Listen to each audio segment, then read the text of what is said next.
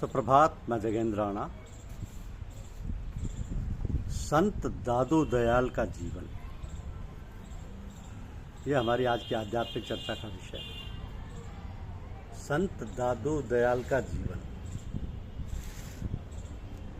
अहमदाबाद के लोधी रामनगर नामक ब्राह्मण के जो रुई के व्यापार का पेशा करते थे, कोई पुत्र नहीं था।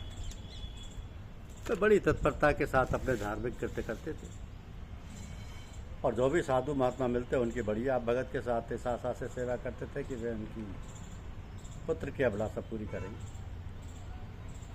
एक दिन एक महात्मा उनके पास आए और लोधीराम की सेवा भक्ति से प्रसन्न होकर उनसे बोले, तुम नित्य के भांति कल से वह साबरमती में स्नान करने जाना, वहीं भगवत कृपा से तुम्हारी इच्छा पूर्ण होगी।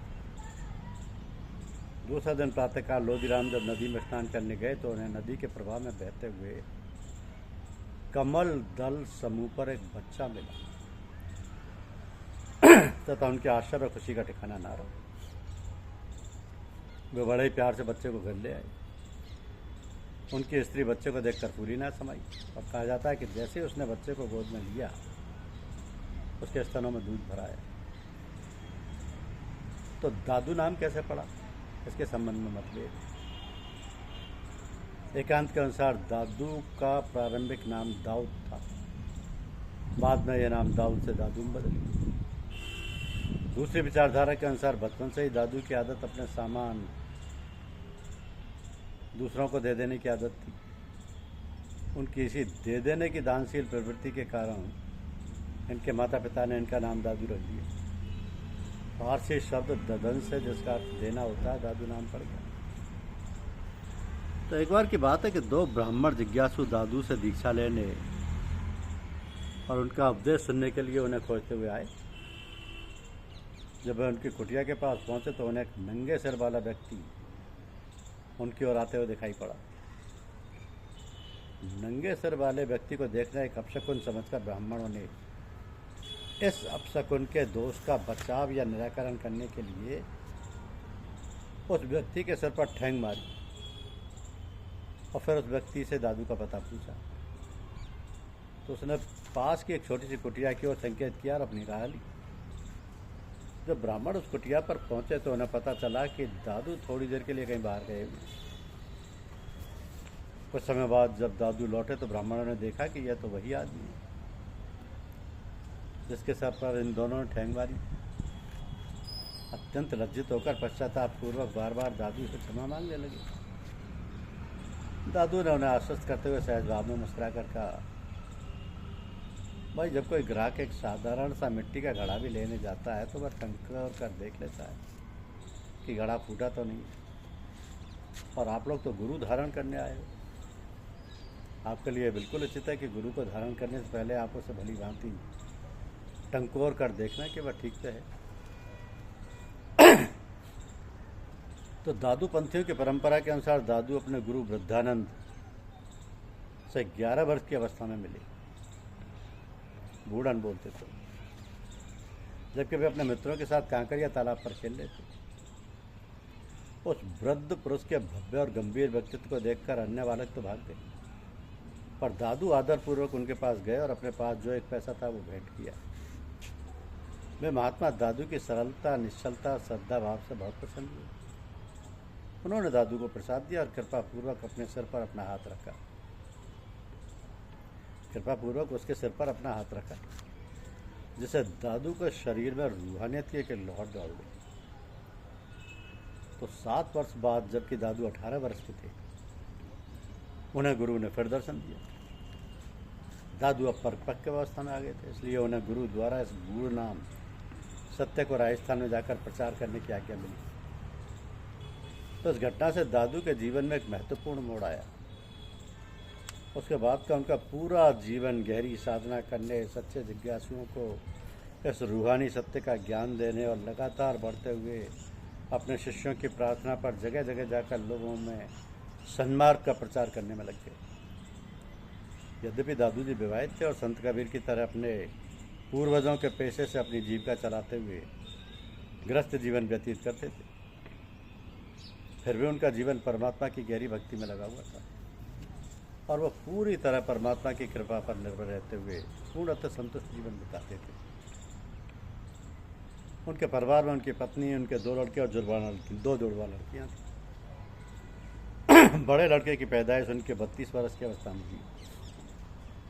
छोटा लड़का 2 साल बाद पैदा हुआ और उसके 2 वर्ष बाद जुड़वा लड़कियों का जन्म हुआ। सभी को बाद में दादू ने अपना शिष्य बना लिया। तो सांवर में आने के बाद कुछ ही दिनों के अंदर दादू की शिक्षा और उनके रहन सहन के ढंग को देखकर हिंदू और मुसलमान दोनों उनसे चिढ़ने लगे, क्योंकि दादू अपने को किसी जाति या कौम का नहीं मानते थे। जाति भेद की अवहेलना करते थे।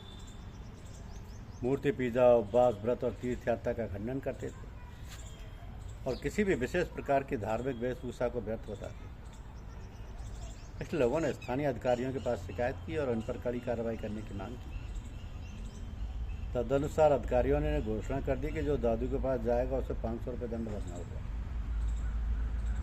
इस हुक्म के बावजूद 2 प्रेमी शिष्य दादू के दर्शन के लिए चले आए।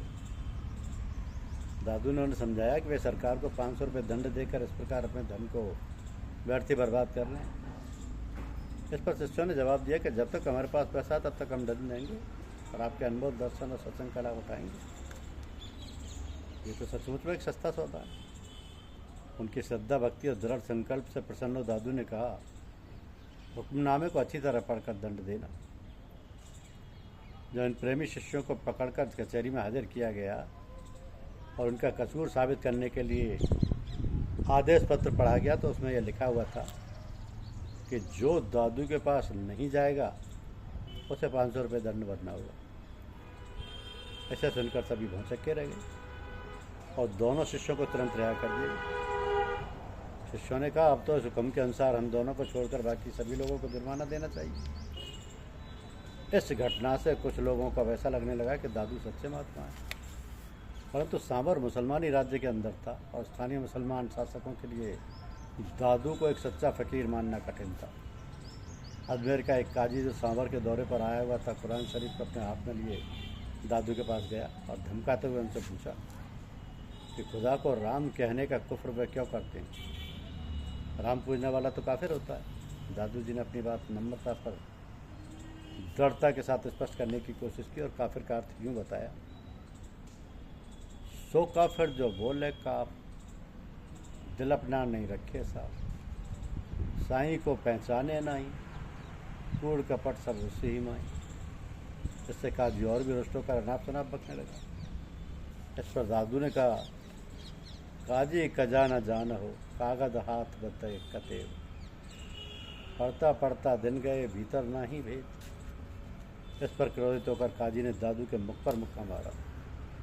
दादू ने इसका कोई प्रतिवाद किया और ना ही कोई नाराज़गी जाहिर की, बल्कि अपने मुख की दूसरी ओर को काजी की तरफ घुमाते हुए कहा, आपकी जितनी इच्छा हो मारकर अपना पूरा किस्सा निकाल लीजिए।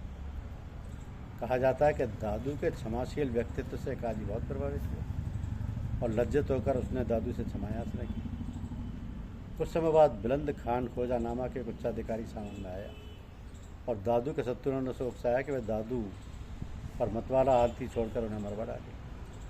जब ऐसा किया गया तो सभी लोग तितर-बितर हो गए, पर दादू निर्भय और शांत खड़े रहे तथा ईश्वर के प्रति कृतज्ञता प्रकट करते हुए बोले, जे तू राखे साइया तो मार सके न कोई, बाल न बाका कर सके जो जग बैरी हो। हाथी दादू के पास आकर शांत खड़ा हो गया और दादू ने उसे प्रेम से थपथपाया। इस दृश्य को देखकर सभी चकित रह गए। दादू के शत्रुओं को फिर भी दादू की महानता का बोध नहीं हुआ और वो उन्हें दंड देने की ताक में रहने लगी।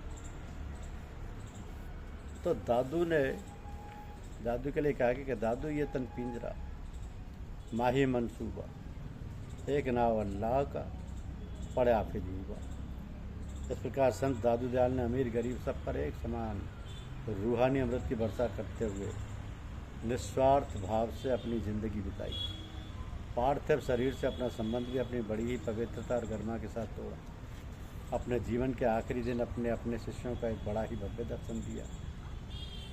आपने अपने शिष्यों को एक बड़ा ही भव्य दर्शन दिया और उनसे विदा लेने के बाद स्नान किया और एक एकांत स्थान पर मृत्यु की राह देखते हुए गहरे ध्यान में लीन हो गए। धन्यवाद।